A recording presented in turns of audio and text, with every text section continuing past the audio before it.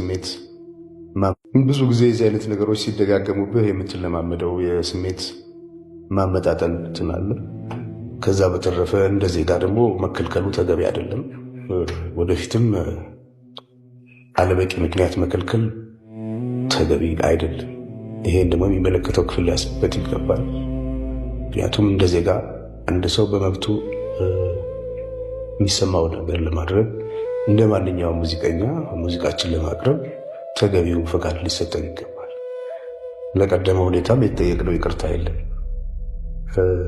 ብዙ ኪሳራዎች ነበሩ። ምናልባት ሞራል ጋር ያልደረሱ ሊሆኑ ይችላሉ፣ ግን ብዙዎችን በማቴሪያል በእንትን ጎድተዋል። ይህ ደግሞ ተገቢ አይደለም።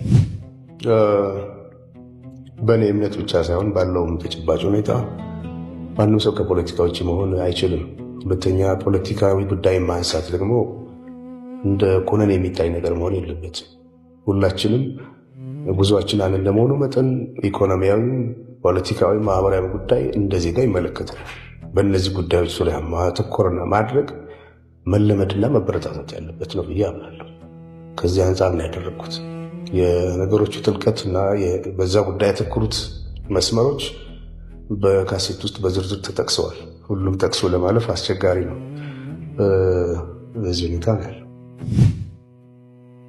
አፍሪካን አንድ ለማድረግ የሞከረ ህዝብ ለራሱ አንድ መሆን አቅቶት ስቃይ ውስጥ ነው ያለው በአሁኑ ሰዓት። እንደሚያስገርም ሁኔታ ዩናይትድ ስቴትስ ኦፍ አሜሪካ የሚባል ሀገር ቁጭ ብለው የተባበሩ ህዝቦችን ዋጋ የተካፈሉ ገና እዚህ መብላት ያቃትን የራሳቸው ወገኖች ላይ እንደገና መከፋፈልን የሚሰብኩ ሰዎች አሉ። መብታቸው ሊሆን ይችላል።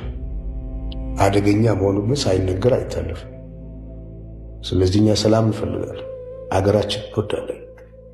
ኢትዮጵያዊነት ቀለሙ እንዲዘባረቅ ተደርጎ እንደቀረበው አይደለም፣ ረቂቅ ነው፣ የሚጠቅም ነው። ለእኛ አይደለም ለሌሎችም የሚጠቅም ነው። አገር እንግዲህ የሚቆመው ብዙ ጊዜ ለሀገር ባለውለታ በሆኑ ሰዎች፣ ብዙ የህብረተሰቡ አካላት በሚሰሯቸው ተግባራት። እንደሚታወቀው እንግዲህ ኢትዮጵያዊነት በነፃነት የመኖር ምልክት ነው። ለብዙዎችም በነፃነት ውስጥ ላልነበሩ ሰዎች ጥሩ ምሳሌ የሆነ ድል ለማግኘት ሚኒሊክን የመሰለ ጥሩ መሪ ያስፈልጋል። እንደ ቀዳማዊ ኃይለ ሥላሴ ደግሞ የነበሩ ትልቅ ነገስታት በዓለም መንግስታት ጉባኤ ጀምሮ ያደረጓቸው አስተዋጽኦ፣ በዓለም ዙሪያ የነበራቸው ተቀባይነት፣ ለሀገራቸው የሰሩት ተግባራት ሳይደመር ኢትዮጵያ ምንላት ዛሬ ያለችው ሀገር ልትኖር አትችልም። ይህን ልጆች ሊመልሱት የሚችሉትን ጥያቄዎች በእድሜ በልጽገን እንኳን ለመግባባት የማንችልባቸውን ነጥቦች ላይ በማተኮር ነው የብዙ ወጣቶች ጉዞ እንዲደናቀፍ ይሆን። ይህ ደግሞ የታላላቆቻችን ግፊያ ነበር። የቀደሙት አባቶቻችን ግን ከዚህ የላቀ ቅርጽ የነበራቸው ናቸው። ለዚህ ነው እነሱ ላይ ያተኮረ ስራ የሚሰራው። ስለዚህ ሁሉም የራሱን አመለካከት መግለጽ ደግሞ የተፈጥሯዊ መብቱ ነው። በማንኛውም ሁኔታ ግን ሁሉንም ማስደሰት ባይቻል በተቻለ መጠን ሁሉንም የሚያግባባ ቅርጽ ይዞ ለመቅረብ ነው የሞከረው። ኢትዮጵያዊነትን ከአደጋ ማዳን ትልቁ መሰረት።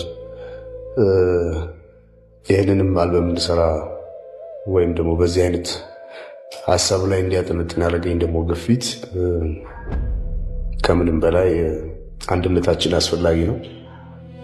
ብዙ ዓመት ተደክሞበታል ኢትዮጵያዊነት። አሁን ደግሞ እንደሚታወቀው በሀሳብ ከመደራጀት ይልቅ እንደ ዘሬ መደራጀት ላለፉት ሁኔታዎች የነበሩት አለ። ያ ደግሞ አዝማሚያው ወደ አደጋ ያመጣ ይመስላል እና ከምንም በላይ ኢትዮጵያዊነትን ማዳን መጀመሪያ ዓላማ አድርጎ ነው የተሰራው። ብዙ ጊዜ